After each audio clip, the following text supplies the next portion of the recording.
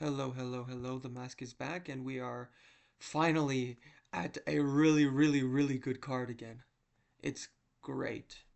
And I'm gonna just speed through this because I'm a little late to this, but I have some pretty good underdog picks, which you might be surprised by if you thought that this is a card where most people are picking favorites. I've actually got some sneaky underdogs, starting with one actually, Vyacheslav Borshev. I'm going with a round one KO. I think round one. I could say round two. I could see a round two. But I'm going with around one KO because Mateus Camilo has showed no ability to actually meaningfully take down anyone with success, anyone good. People are just justifying the Gabe Green thing by saying, oh, Gabe Green, he actually went down in weight and he actually did the right things. And people are kind of dismissing that loss like it never even happened. And it's like, yeah, he looked terrible in that fight. He looked like he shouldn't have been in the UFC. And otherwise, outside the UFC, like going into it with a 9-2 record isn't that great to begin with. And neither was Vyacheslav's, to be honest. I think it was something similar, but actually, I think it was like 5-1 or something, maybe. But or maybe 6-1. But either way, it was. My point is, he's too green in the UFC. He doesn't have the experience. He doesn't have the fight IQ clearly, and he doesn't really have many attributes to his advantage. It's just that if he could get it to the ground, which I don't think he'll reliably do, um, but if he can, it's going to be problems. And that's where it could be because Vyacheslav has never shown a really good takedown defense game. He's shown certain moments of brilliance against like a Nazim Sadikov, who is on the up right now, and he's doing quite well for himself. But otherwise, Vyacheslav hasn't really been the best with defending takedowns, and Mateus Camilo, he has a really good jiu-jitsu game if he's able to implement it. But the problem is he's never really able to against anyone good. He only outside the UFC with these kind of mid records, these schmucks that nobody's heard of. So I just realized I picked a KO. I mean a submission there. I meant KO first round. I think that he's gonna hurt him with the body shot and then come upstairs with the right hook. I'm gonna say something like that. Eric Makoniko and Bang Shur Sakayev. I'm going with a third round submission. I didn't like how, granted, I believe it was short notice. It was like maybe a week or a half a week notice, but I don't like that against Eric Nolan, who is a schmuck, let's be honest. I think they're going to give him another chance in the UFC, but either way, he was able to. Oh, I'm surprised that most people are picking KO. I understand that Eric McConaughey doesn't really have a good chin, and neither does he have really good defense. However, I think offensively he's going to be better here, and Bangshur Sakayev has not shown elite striking at all. Now he might get a ground and pound TKO. I could totally see that, but really I think that the Eric McConaughey, even though I do not rate his striking at all, I think even with his low output striking, he's gonna pose some problems on the feet. I do think that Bangsur Susakayev is overrated, like I said, against Tom Nolan, struggling on the feet and then getting the takedown and surviving to the submission in the second round. Like, that is not a very good look for a prospect like you. And I understand that he's a huge favorite, and most people are picking him, and rightfully so, because Eric McConaughey isn't good. But I don't think Sir Surkayev, his ceiling is very high. I think that he'll make it to like a where Ikram is right now, like an Ikram Alaskarov today, like top 20. And I think that's probably his ceiling. I think his striking is too bad, and I don't think in the modern UFC he'll have the time like Khabib to develop like he did.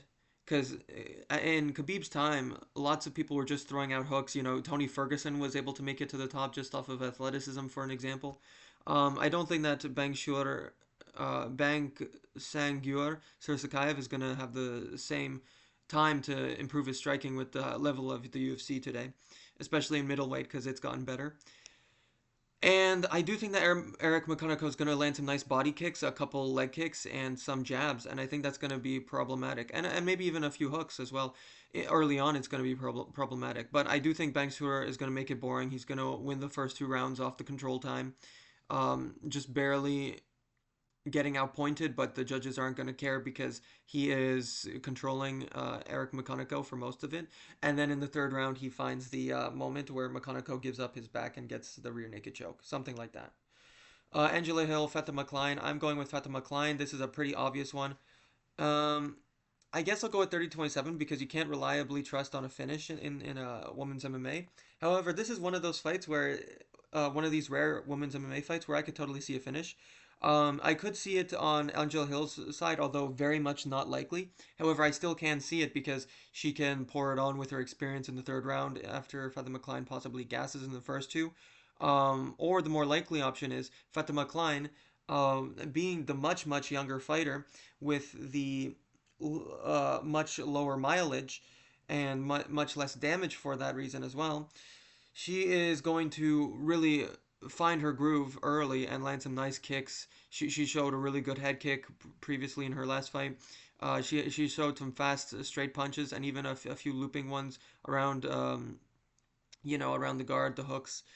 And I do think that she has a solid cross as well, but really people are talking about her grappling, which certainly is something to be wowed by as well. But people already forgetting that the head kick is, I mean, let's be honest, she's developing her striking to a really high degree as well. She is a kickboxer with wrestling and some decent jujitsu. So I do think that she is going to be much better than the scrappy Angela Hill, who doesn't really have too much other than the cardio advantage, the pocket boxing advantage, arguably the output. She does everything that you'd expect a female veteran fighter to do. You'd expect it. If anything, though, I could see a finish from either girl. I would not be surprised. This is one of the few where I would not actually, one of the few women's MMA fights that I would not be surprised if it actually went to a KO. Honestly, even a submission, although those are much more likely in women's fights than the KO. So it's not as crazy as a KO. Pat Sabatini, Chepe Mariscal. I don't like that everybody's picking Chepe Mariscal. Not everybody, but a lot of people. But I'm gonna have to go with him just because even though we haven't seen him have to deal with someone to the level of a Pat Sabatini, Chepe Mariscal generally keeps his hands decently low to where he's ready for the shot, and Pat Sabatini he kind of relies on control and you making silly errors on the ground. But I do think that Chepe Mariscal is a pretty big featherweight. All things considered, he's not very tall, but he is quite girthy, and I believe he even had a lightweight fight at one point. I forget. But I think that on the feet, even though Pat Sabatini might get the back at moments, he has a pretty good body triangle and he's really able to keep a good top pressure. I do think that Chepe Mariscal, he is just much more lethal with his hooks. The cross is really good from Chepe Mariscal after he follows up with the lead hand. But I do think it's a little worrying, and I do think that he's gonna land the more damaging shots, but I could totally see Pat Sabatini getting like two takedowns in two of the three rounds, securing enough control time, and landing a few decent ground and pound shots that don't allow Chepe Mariscal to actually land anything meaningful for the rest of the duration of the fight. So I could totally see that. This is another somewhat risky one, but it's an underdog I'm gonna take. Hey, that's another one. That's one of the few underdogs that everybody's kind of picking. Gerald Mearshart and Kyle Dawkins. Yeah, it's kind of unfortunate that Gerald Mearshart just doesn't really do anything these days. He kind of just he's like the definition of an NPC these days. Like he doesn't do anything threatening. He shoots bad slow takedowns. Even on the weigh-ins he looked kind of skinny fat or like he had abs but it just looked flabby. It was weird. And Kyle Dawkins, he's not like the most built guy. He's not like the most skilled or athletic, but he has been improving in his boxing.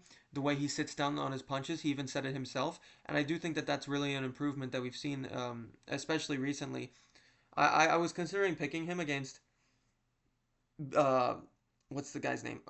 Pereira, Michel Pereira, because of the fact that Pereira did not look good at all against Abus, but I just trusted in and relied in the athleticism, the fact that he was starching these guys that were at a certain level, and I thought that Kyle Dawkins was at that level, but clearly not. I mean, that hook was really nasty. That lead hook. He has some nice hooks. Even the straight punches were pretty good, and he landed some nice kicks as well, even early on, I believe. I think even one knee to the body or something like that against Pereira. And even before the UFC, I wasn't picking him because of the fact that he was mostly a jiu-jitsu guy outside. He got a lot of submissions, and so I was thinking, okay, so if he's not really a striking guy, because I forgot of a lot of his UFC experience, to be honest. outside the UFC, he was getting a lot of submissions. So I thought, oh, okay, he doesn't really have much for Michel Pereira on the feet. And this, in hindsight, actually really, really proves that Gerald Meerschaert probably doesn't have a chance here. Um, if he's getting like 5 submissions in a row outside the UFC or something along those lines, like that's incredibly impressive.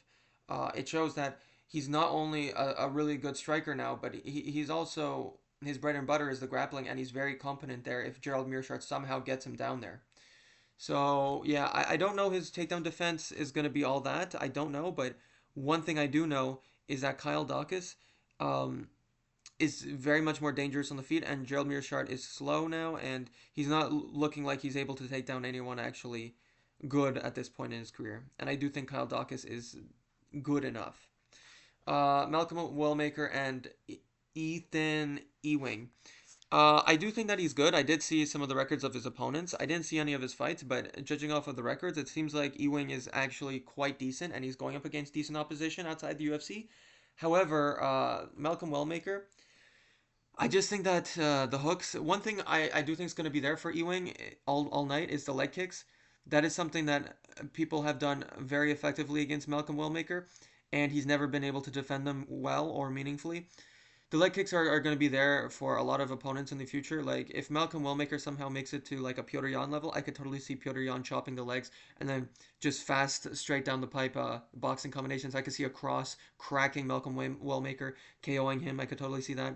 I could see like a Sean O'Malley. I could see lots of these guys beating Malcolm. Even like Peyton Talbot, but as it stands, he's going up against these guys who are just kind of debuting or they have one fight in the UFC. They're not really that, or a couple, even like, Cameron Simon. He had a couple fights. But my point is, um, actually, no, let's be honest. Cameron was pretty well seasoned there, but he was on a loss streak there, I believe. Either way, he's not going up against the elite of the elite, the elite of the elite. He's going up against the E-wing of the E-wing. Okay, that's not even funny. But he has a really good lead hook. He likes to switch stances a lot into the hooks as well. That's something that he has really well. Sometimes he gets a little too hungry for the finish and he kind of swings wildly, but he has the athleticism and the power that his opponents aren't usually able to capitalize on that wildness. He likes to go to the body and then switch upstairs sometimes, which is quite good going into this. But he is willing to get backed up in moments. We saw that against Chris Moutinho. We've seen that against a couple other guys as well. Even Cameron Simon, he was like, even though he wasn't really going forward too much, he was chopping at the leg and then he would follow up with his cross, and it was quite good at moments. Until he stepped in a little too carelessly, and then that's usually when Malcolm gets you. And I think that that's what's going to happen here. I'm going to predict a first round KO. Lots of first round KO predictions here. I might switch the Vyacheslav one to a second round KO just because he doesn't really have the most power. He's just quite accurate in the pocket. Tracy Cortez, Aaron Blanchfield. I'm going with Aaron Blanchfield. I actually do like the underdog of Tracy Cortez. However, let's be honest, Aaron Blanchfield was able to push a pace on Rose after losing the first 2 rounds. And I understand that this is what was I gonna say? I understand that this isn't Rose, but and Tracy Cortez's style is more, I would say, akin to down blocking on takedowns. However, I do think that Rose is a much more tough style than Tracy Cortez, at least on the feet, because she has to close the distance much more um, carelessly or carefully, I should say. Whereas she can risk, unless Tracy Cortez has good power. I did see that against Jasmine Trusedevicius, but um, I didn't really like that Tracy Cortez had to rely on the grappling so much in her last fight, and she's going up against someone who is more strong in this weight class, who is more technical in the ground. So she's really going to have to try and stay away, sort of point fight for 3 rounds, and that's going to be kind of hard, especially since she relies on her power to win her the rounds most of the time. Erin Blanchfield is going to get to the crucifix in moments, I believe. She does slide through positions quite well. She works towards that Kimura as well.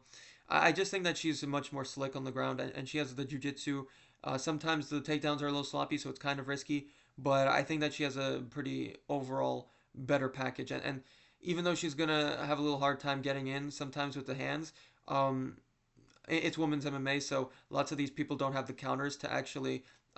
It was only Men and Fio who actually had, or Fiorot, who had the counters to back her off. But I don't think that any of these other girls are gonna have the counters to back off this wild swinging attacks that she sometimes throws out there, sort of akin to I guess a Yoel Romero, just like a blitz, a women's MMA, a women's MMA Yoel Romero. Um, I could actually see a submission here, but I'll go with decision, I guess. RoboCop and Kopylov. I really don't like not picking Kopylov because he's cool, but I'm gonna go with a first. I'll go with the second round. I've been going with first round so much. I think that Kopylov is gonna give him a little problems in the first round, but I do think that at the end of the round, almost, he's gonna sort of find his. Gregory Rodriguez is going to find his moment to get inside after Roman Kopylov hits him with some nasty body kicks and then hits him with some solid 1-2s. I do think that Gregory Rodriguez is going to find his moment to back him up. It's going to be a little similar to the Jack Hermanson fight where Gregory Rodriguez is kind of playing that tit for tat game until he finds a moment to blitz forward. And even though Roman Kopylov doesn't really get caught by it, he's going to get into a clinch exchange where he kind of outmuscles Kopylov into the ground, as we've seen against Albert Duraev. I understand that he's been working on his takedowns, at least offensively, but we don't really know his defensive takedowns is much improved. I mean, against Anthony Hernandez, it looked solid in the first round, but I think that Rodriguez is a much more girthy, stronger guy. Whereas Hernandez kind of breaks you over the course of the fight. And that's what he did. Gregory, he has 3 rounds here, so he has more time to work. I do think in the first round, like I said, Kopylov's going to be slamming the body. He's going to land some tappy leg kicks and a solid 1-2. But I do think that Rodriguez, he's going to find that moment, that clinch moment, where even if he doesn't get the takedown, but I do think he will, just off of sheer size, he's probably going to get a muscle takedown where it's not really much technique, but it's just sheer power and girth and strength. Um, but even if he doesn't, I think that he's going to be able to land some nasty shots in the clinch. And Kopylov is going to have that speed, which is going to certainly help him.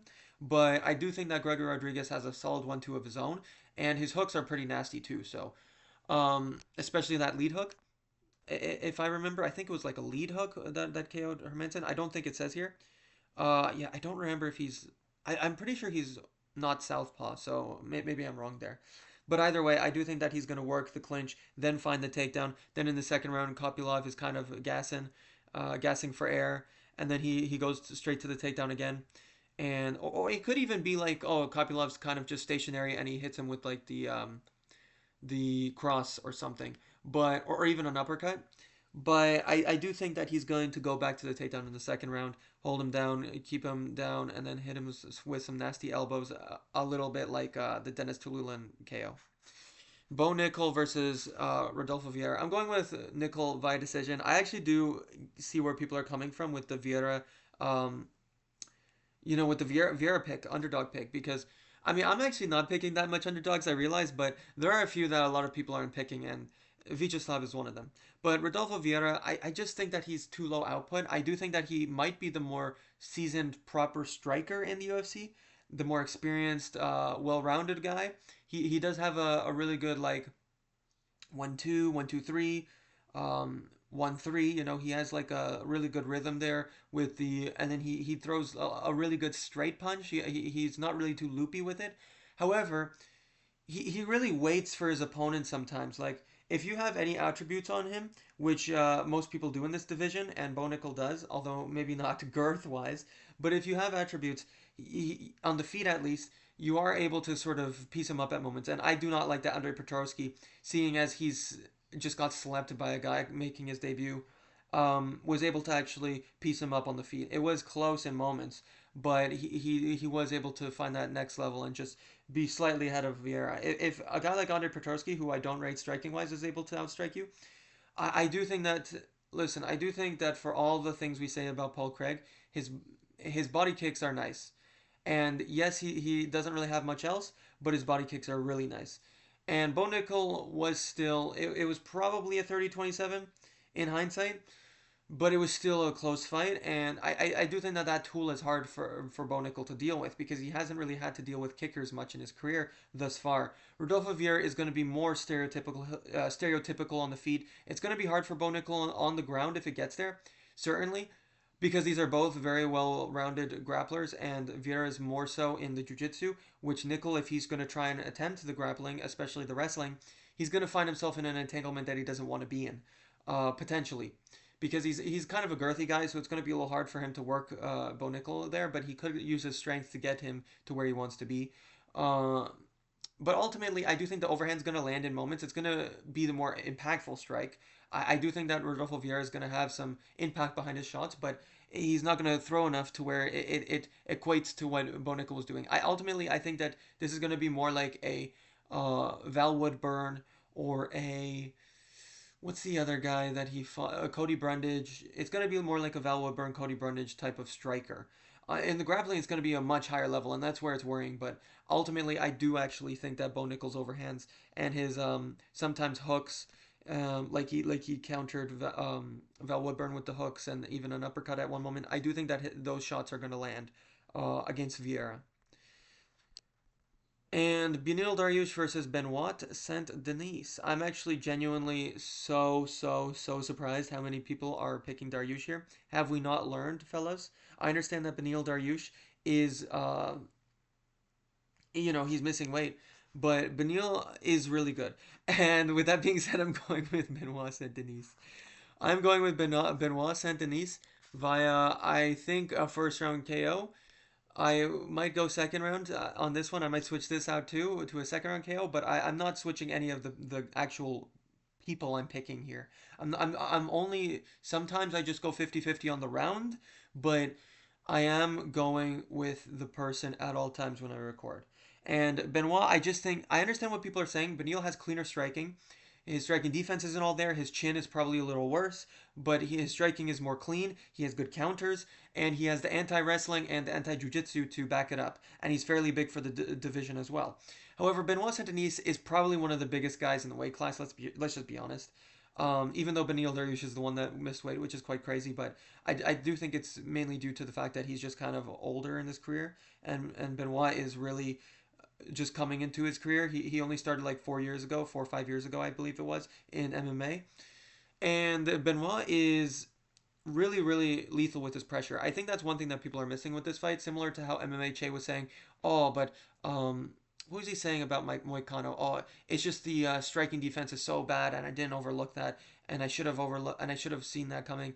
And oh well, Benil Darius has the body kicks, but he doesn't really have good defense. And it's like, okay, yeah, but still, Benil's a better grappler. He showed that in that fight. Benil is a good counter puncher, even if his defense isn't all there. And it's kind of similar with MMHA picking Dariush now. It's like, okay, but you're overlooking the fact that Benoit Saint Denis is literally huge and massive and and I understand that Moicano just literally outskilled him, but that was a IQ mistake there. Um, Moicano is literally better than Benil in the back taking area, and that's basically how he was able to dominate for so much of that fight. He was constantly going to the back, and no matter where Benoit rolled, he was able to latch the back, and that's why he was able to deal so much damage there. Whereas Benoit, here, he's going to be so much more lethal. But I do think that Benil is a little bit, aside from the body kicks, I do think he's a little bit slower than a Renato Moicano, especially at this age in his career now, especially having missed weight here. I do think he's going to be a little slower. He might implement a heavy wrestling game, and that might help him, the weight miss. But I do think that Benoit Saint Denis is going to be the more pressuring guy, and I think that in the midst of that chaos, I think it's going to be hard for Benil to shoot a really solid takedown. Benoit is yes sloppy. He's going to get countered in moments, and he might even get dropped at one moment. But I don't think he quite has the power. I don't think Benil has the power of a Dustin Poirier. I don't quite think he has the accuracy either. He is a good counter puncher, but he's not quite Dustin Poirier in the counter boxing. Benoit is much more lethal, even though he doesn't really drop people with his just straight up boxing. He's able to. The problem with saying that though is like people do say that in their predictions videos for this fight, and the problem is it's like, okay, but Armin Sarukian wasn't really known for his one punch KO power, just with the boxing, and he was able to just KO Benil with the first straight punch he threw, really, or first straight punch he landed, I should say. Benoit, on the other hand, he's more big, he's more girthy, he's just going to have more attributes to his advantage there than even a Armin Sarukian. The only advantage he doesn't have over Armin is the speed. And so, with that being said, I do honestly believe wholeheartedly that Benoit is going to be too much for Benil in the pressure. I think that he's going to be coming forward. I think it's going to be a body kicks battle for sure. And I understand that his opponents aren't quite Benil level. However, you have to consider Benil's chin is much worse than these other guys. He's got much more mileage, and not in the not in the experience way, I would say. Not in like Benoit has enough experience to where, especially now with the lessons that he's got from Dustin Poirier and Moicano, he knows now that he's not going to just throw out a naked leg kick without or body kick, knowing his opponent's such a good grappler. He's going to be trying to set it up more. I mean, his hands looked good after that 10-7 from Moicano. So I do think that he is honestly improving, and he is going to be too much. He's going to push Benil up against the fence. He's going to land some nasty elbows. It's going to be a little like Thiago Moises, but I believe maybe a little bit like the Thiago Moises one, where he's just kind of outworking Benil in moments, and then he finds the shot to put Benil out. But he's going to be a little harder, and Benil's going to be able to keep up a little better because he's got that. Even though I'm picking a first round KO and Thiago got finished in the second, I just think that Benil is gonna look better in the first round than a Thiago. Leon Edwards and Carlos Prates. I was going back and forth with this. I actually do believe that Leon has a solid chance here. He has the paths to victory, honestly, he does. But Carlos Prates, he really showed against Ian Gary, who is a similar striker. He showed that he was able to stuff the takedowns off of these sort of, oh, I'm showing you the kicks, I'm showing you the straight punches, and then I'm going to shoot. He showed that, and this is something that Leon does as well. Although he does like a hook more than Ian Gary does, I believe, from my watching of the tape. And I do think that the reach advantage from Carlos is going to be a problem here. He does like straight punches, and Leon Edwards gets rocked by a bunch of guys with straight punches. He even gets dropped by these guys who certainly aren't on a Carlos Prates level with the straight punches. His Muay Thai is lethal. It's so lethal. He has very accurate punches. Granted, he has a much worse defense than Leon Edwards, let's be honest. Leon Edwards has a much better shell when he covers up. But Carlos Prates, he is also able to back up with his long reach. He's very much able to back up quite efficiently because he's also able to, unless you're pressuring like Ian Gary did, he's able to secure the middle of the octagon better, and he is improving as well against. He used head movement really well. He used a lot better footwork against Jeff Neal. And I understand that's Jeff Neal, but he looked really good in that fight. He was mixing up his attacks, his tools much better. The spinning stuff, the elbows, it's all there. It's all effective. Leon Edwards, he's much more one-dimensional. I think it's going to be a little unique for Leon. It's going to be a new experience here. And it's unfortunate that he's going up against all these guys that pressure really, really hard. But I do think that Leon Edwards, he has to deal with these guys.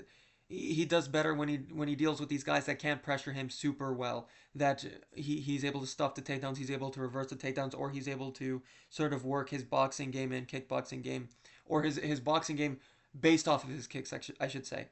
Carlos Prates, he might have a little bit of a hard time with the body kick sometimes.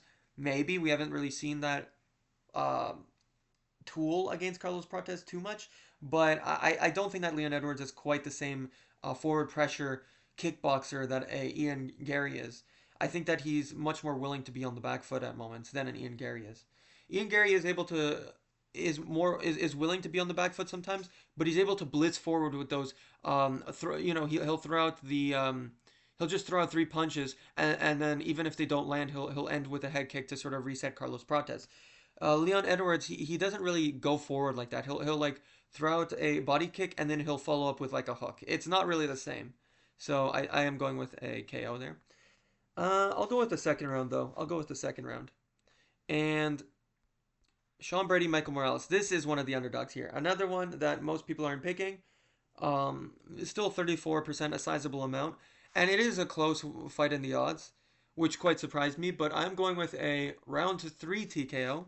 And this is largely due to the fact that Sean Brady is going to work the grappling quite efficiently in the clinch as well. It's going to be quite boring in that regard in the early stages of the fight. He's going to find the clinch in moments. However, I do think for the first 2-3 minutes, it's going to be hard for him to find the distance because Michael Morales, he has a really good overhand. He has a really good uppercut, and he's able to fake the tools as well in between those moments. And I do think that even the hooks as well, like once he's able to find the shots on you, that really hurts you, that really dazes you. He'll find the shots around the guard super effectively. He's super athletic. He's super big for the weight class. He's probably one of the biggest guys in the weight class. I do not know why they have him listed at 6 foot when he's probably 6'2", 6'3". He has a huge reach advantage here. It's like 5.5+ inches, 5 or 6 inches, 5 or 6.5, I should say. And Sean Brady, he is really, really, really skilled on the ground. But the problem is, he's even though Michael Morales is nowhere near the grappler of a Bilal Muhammad, for example, he is much, much more athletic. He's much more big. He's much more strong. And Sean Brady, the biggest guy that he's really fighting, let's be honest, the biggest guy he fought is Leon Edwards, and Leon is quite big as well. But he's not really like girthy for the weight class. Like he can make welterweight easy. Let's be honest. Just with his stature and everything, Michael Morales, he could certainly make middleweight. I have no questions about it. Sean Brady is quite decently sized for the weight class as well, but let's be honest, the guys that he's fighting are like or that he's dominating. Aside from Leon, which is a certainly impressive fight, but that was also a stylistical nightmare for Leon. It's a guy like Bilal, but he's able to keep you down more easily and keep you in that position more easily. Whereas Leon was able to reverse positions in moments against Bilal Muhammad because he's not as good in the jiu-jitsu as he is in the wrestling. But um, other than that, stylistical nightmare for Leon Edwards. It was really really short. Let's be honest, not very good in the grappling. Guys that he's able to dominate, like Kelvin Gastelum. Let's be honest, Kelvin Gastelum, he's never shown like really good defensive grappling. In my opinion, he's never really had it. Gilbert Burns, I mean, he's basically got an overhand on the feet these days, and that's it. He's really good offensively if he's able to get you there in the wrestling, but against these high level guys like a Sean Brady who has even better wrestling, he'll just shuck that off. And otherwise, Sean Brady was just able to keep a boxing pace on him. Michael Morales, though, he was able to do that in one. He was able to find the shots that he needed to put him out there. And I truly believe that once Sean Brady sort of feels the gas tank depleting after he's trying to stall up against the fence in the second round, he's going to get rocked, he's going to get dropped, and then in the third round he's going to be starting looking dazed, looking out of it. He's going to throw out a jab similar to against Bilal Muhammad. He's just going to throw something out there, and then Michael Morales is just going to throw out the pressure. He's going to throw out a sloppy takedown, Sean Brady, and it's going to get stuffed, and he's going to look like he's about to cry like he did against Bilal Muhammad. I'm just being honest. I'm not saying that as like a diss to him, but literally it looked like he just couldn't defend himself, and he looked like he was about to cry there. So he's just going to eat up a punishment up against the fence, and he's probably going to get sort of done like Gilbert Burns, except it's going to take a little longer because Sean Brady's actually going to be able to work the wrestling a little bit. And Weili Zhang versus Valentina Shevchenko. I'm going with Valentina Shevchenko. I think that people are massively overrated. I mean, underrating her. She might as well be the underdog here. I know that the odds say that she's a slight favorite, but let's be honest, she's the underdog. Everybody, almost a lot of people are picking Zhang here. I don't really agree with that assessment.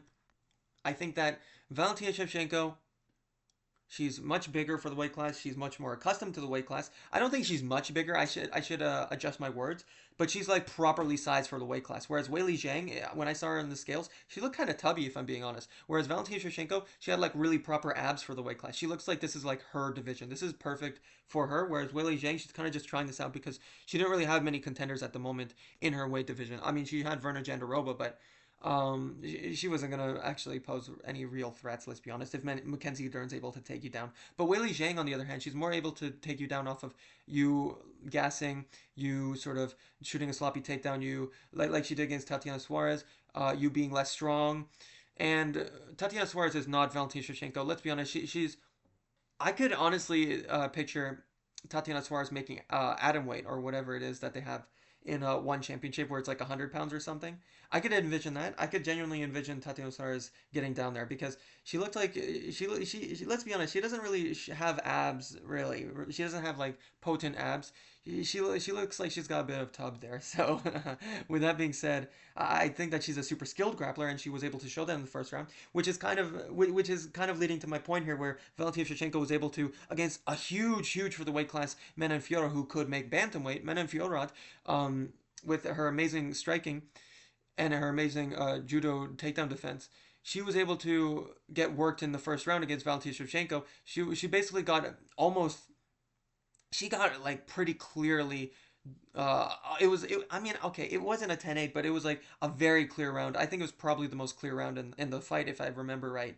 Where Valentina was able to land a few decent shots early on and keep her down for a couple minutes, and it was pretty solid.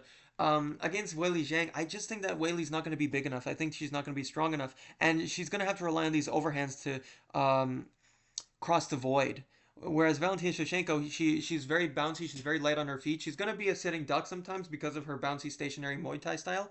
However, her takedowns are very much not stationary. She's able to chain together some hooks, or Superman punch into a takedown. She's able to sort of change levels as she's going for those punches.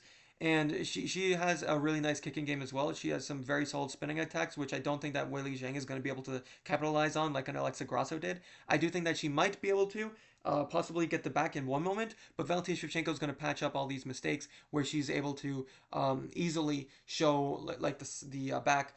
And I do think that Grasso has shown a much better ability to get to the back. I do think that's also true. Whereas Weili Zhang, even against Carlos Esparza, she kind of relied on being bigger. Like she didn't really look like she absolutely dominated in the wrestling or the jiu-jitsu. It looked like it was mainly because she was bigger than her that she was able to slap on that choke. And I do think that Valentina Shevchenko on the feet, it's going to be kind of competitive at moments because they are similarly attributes. Valentina doesn't have a crazy height and reach advantage, but she does have a 2.5 inch reach advantage, so that is there. And I do think that she's going to land a couple Superman punches, a few jabs, solid jabs, and I think that the spinning back fist is going to be there. Maybe Wei Li Zhang is going to counter with a few hooks of her own because she is very fast and lethal in the pocket. However, I just think that Wei Li Zhang, she doesn't have the tool bag, she doesn't have the size and the reach. I think that she is similar to what MMHA said about Marab in that she really is the biggest in her weight class, but going anywhere further up, she's just too tiny. She could destroy some other girls in this weight class, but Valentina is an all-time great in this female version of MMA and UFC in general. So Shevchenko probably 49-46. And Jack Della Maddalena, the best underdog of the card. Jack Della Maddalena is going to destroy this kid by fifth round TKO. Let's go. If there's any fight that should be a fifth round TKO pick, it should be this one. I think that he's going to rip the body shots. I think that he's going to come upstairs. He mixes those in so well. He mixes in the body to the head. I think that Islam Makachev, he has a really good lead hook. He has shown some really good straight punches. He has shown that 1-3 1-2 sort of okay, I go with the jab, then I go with the uppercut, then I go around the guard with a couple hooks, then I go with the 1-2. He has shown that against Dustin Poirier, like he was really outboxing Dustin Poirier in moments, which is super impressive. However, let's be honest, that was the Dustin Poirier on the decline, certainly, at least with the striking and with the mileage, all that. But he was training with Gamrot and a lot of these elite grapplers, so he certainly did know how to actually, and he was improving since the Khabib fight. So he was certainly reversing positions based on that fact. But Jack Della Maddalena, he basically does everything that Dustin Poirier just did that I mentioned with the reversing positions, with the boxing where he's able to find the body shots and rip that upstairs afterwards and find the elbows in the clinch exchanges and close, with much more proficiency, with much more youth, with much more age, being the guy meant for this weight class. Whereas Islam, honestly, he doesn't even look that big. I don't know where this is coming from. Like he has pretty big pecs, but otherwise he doesn't really look that big for the weight class. Whereas Jack Della Maddalena, he looks properly sized for the weight class. He doesn't look crazy big, but he's properly sized. Jack is going to have the 2.5 inch reach advantage. He's going to have the 1 inch height advantage, which honestly you could expect that, seeing how they looked in the weigh-ins from each other. Jack, he's much more composed, whereas Islam Makachev, I mean, this is an outside thing, but Islam Makachev, he's had a lot of sources.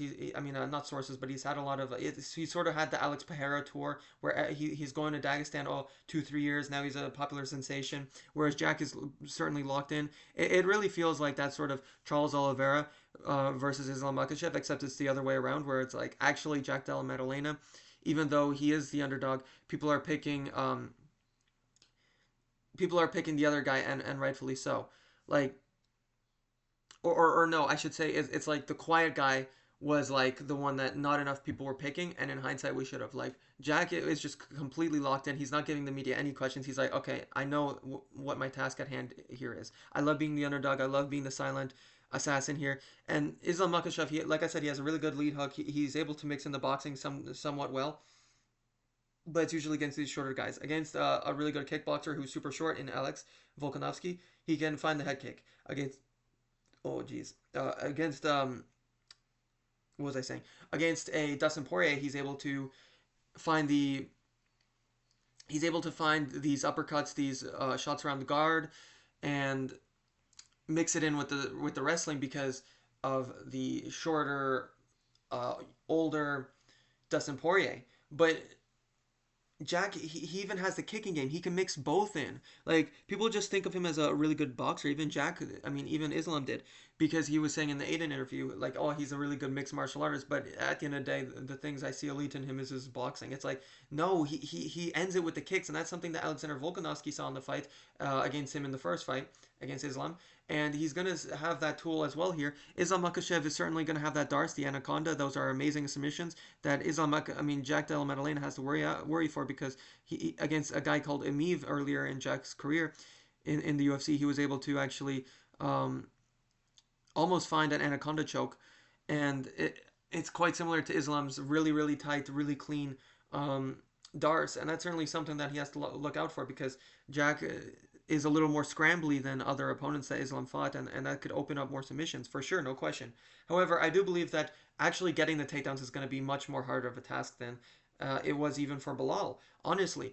And Bilal wasn't really having much success. I mean, the way that Jack was able to push off Bilal in the last round, even still, while still being ahead in the round, it shows a grit, even against Gilbert Burns, where he had one arm and he was able to find the shot with the knee and then the elbows afterwards to follow up ground and pound. I just think he's much more lethal, and I do think it's going to be quite a competitive fight early on. I do think it's going to be 3-1 in the scorecards into the going into the fifth, and Islam's going to break. He's going to gas. I mean, people talk about his cardio, and he certainly does. I mean, it's certainly impressive how he's able to push and find the submission against Dustin Poirier in the fifth round. But he was honestly losing that fight and gassing in the fifth round in the straight up boxing and in the straight up striking. And against Alexander Volkanovski, he got knocked down. Then he was having ground and pound landed upon him. I think that Jack Della Maddalena's ground and pound is much more lethal. I do think that he when he starts and ends combos, he usually likes to go in with a kick sometimes, and he even mixes in head kicks and body kicks and leg kicks. I understand that he doesn't do it quite as much as some other guys, like a Volkanovski. But Volk actually didn't have the reach to go for head kicks, and Jack Della Maddalena does. So I think that he has much more ability to mix in the tools, while also feeding into the most dangerous aspect that Islam has to worry about, which is the hands, which is the boxing, because Islam Makachev historically, I think, has the hardest time with these guys that are able to pressure him on the feet with the boxing, because defensively he's not all there, especially against guys like who have attributes that can compete with him. Because Renato Moicano, I understand it's Renato Moicano on short notice, but let's be honest, it's still Renato Moicano. He should not be getting you off balance. I understand it's just getting you off balance. He didn't like properly drop him with anything significant, but Islam Makhachev does kind of throw out arm punches. He kind of just hits you with the side of the fist. What do you call that? I don't know. Like, I guess the forearm, right? The forearm, right? Um, he was kind of just winging out punches when he feels like he's in danger at moments. And the cheating is certainly there. That's certainly an aspect that he could use here. He loves to hook the gloves. He loves to cage grab. But I just think that the strength is going to be a little hard for him to do that against Jack this time around. Because even against some pretty decently sized guys, they were able to reverse positions, find the moments. Even when he was cheating, like, to keep a position against Charles Oliveira with the triangle that he was trying to pull up, Islam, he was still in danger in that moment, and he wasn't really finding any success down there. I think that Jack Della Maddalena is going to pose some problems similar to Charles Oliveira on the ground in the bottom position if it does get there. Um, Not in a attacking sense, but in a keeping him down sense. I do think that that's going to be much more hard to do than a Volkanovski, than any of these other guys. Honestly, I do. His hips might be a little more open than a Volkanovski. Certain things like that it could stay true. And he does have a decently fast shot. He is quite athletic. He's very strong. We know that his strength is going to be super tough for Jack, but ultimately, I do think that Jack has the boxing. He can mix up these hooks. He has a really solid jab. He's pumping the jab. People like to talk about his hooks to the body, then coming upstairs with the overhand or the hook, and then following up with kicks, or for example. I mean, people don't really talk about the kicks as much as the hooks, but either way, people talk about the kicks and the hooks more than they do the jab. Jack has an amazing jab. He utilizes it with great success, and he was able to put that jab on a similarly sized Bilal Muhammad, at least in height and reach. and he was able to pump it on him, where Islam, he hasn't really had to deal with that too much. And when he did against Dustin Poirier, he was kind of feeling it. He didn't really have an answer for it. He didn't like go to a leg kick that would kind of stop the movement. Whereas Charles Oliveira, for example, against Ilia Topuria, he was able to find the leg kick after the jab. Islam Makachev, he doesn't really have that. He can go to the leg kick sometimes, but he does go to the body kicks more. And I think that Jack Della Maddalena is going to be aware of that for sure. I think he's shown in the past to be able to sweep kicks. Only thing is sometimes he ducks his head into head kicks or even body kicks. Um, but the ducking motion is going to be better, I think, overall for him in this fight than other opponents. And that Bilal Muhammad fight showed that. It really showed me all I needed to know because he was able to down block on the takedowns because he was lowering his stance because he was he was pushing his guard onto the takedowns. So ultimately, yeah, I think he's going to break him. I do think the second round is probably going to be where Islam has some decent success because Jack Della Metal. I think it's going to be like Sean Strickland versus Adesanya, where it's like Jack Della is like finding his groove in the first round, but then he gets a little too carried away with that. He's like feeling the moment, and he sort of lets himself get a little carried away there in a scramble, and he's like almost getting darts, but then he finds his way out, and then Islam's kind of back up. He lands a few solid body shots, but the round is over, so he doesn't really get a chance to win the round over. And then I think round three is going to be competitive. Round four is going to start to lean Jack's way, and then Islam's completely gassed in the fifth round. I think it's going to be like the second minute ish of the fifth round, and I think he's going to drop him with a body shot, or maybe he'll hit him with a nice left hook to the liver, and then come upstairs with a um, right on the chin, finishing him. And then he curls up into a ball. Those are my predictions for UFC 322. Thank you so much for watching. Mask of MMA out.